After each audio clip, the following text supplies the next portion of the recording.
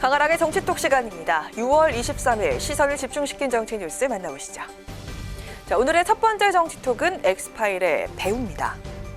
윤석열 전 검찰총장의 비위 의혹이 담겼다는 이른바 윤석열 엑스파일을 놓고 정치권이 들썩이는 가운데 그 진원지를 놓고 여야 공방이 거세지고 있습니다.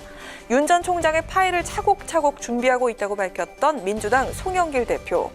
윤석열 엑스파일 작성 주체로 야당을 거론하면서 한 사람을 콕 지목했는데요. 그 사람은 과연 누구였을까요?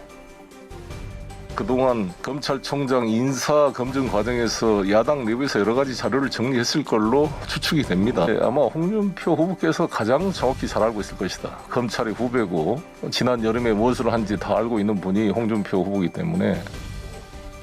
송영길 대표, 홍준표 의원이 엑스파일에 대해서 가장 정확히 알고 있을 것이라고 말했습니다. 홍 의원은 이에 대해서 무슨 근거로 그렇게 말씀하셨는지 모르겠지만 나는 윤석열 엑스파일을 본 일도 없고 알지도 못한다고 일축했습니다. 이어 홍 의원, 윤 전 총장을 겨냥해서 뼈있는 조언을 던졌습니다.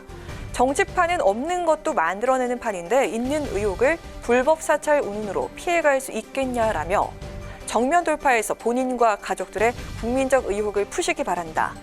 옛날과 달리 지금은 유리할 속 세상이라고 꼬집었습니다.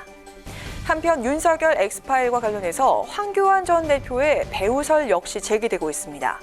공안통 검사 출신인 황 전 대표가 특수통 출신인 윤 전 총장을 견제하면서 차기 대선 주자로서의 지위 회복을 위한 반격이라는 추측도 나오고 있습니다.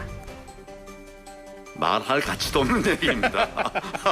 공안통이라고 그래서 특수통을 미워하지 않습니다.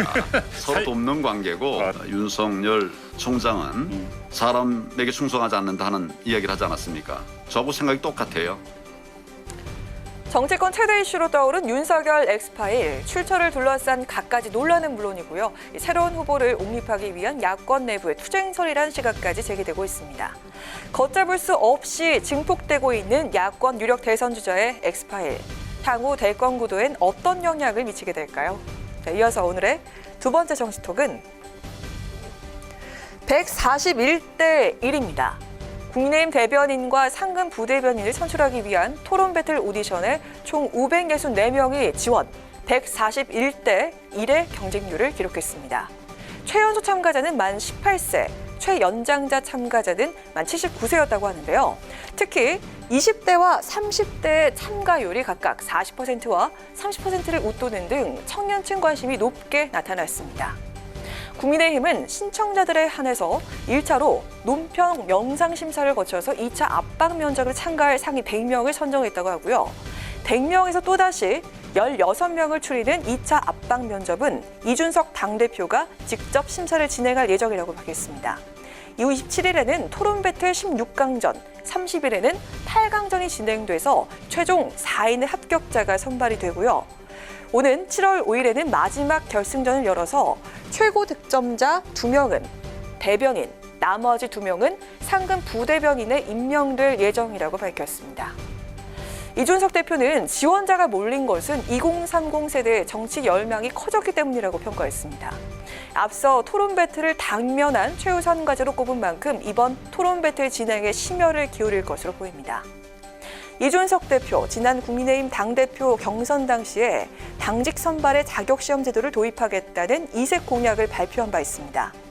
당 대변인 공개 오디션 선발을 시작으로 이 대표가 내놓은 능력주의, 파격 공약들은 과연 현실화될 수 있을지 관심이 모아지고 있습니다.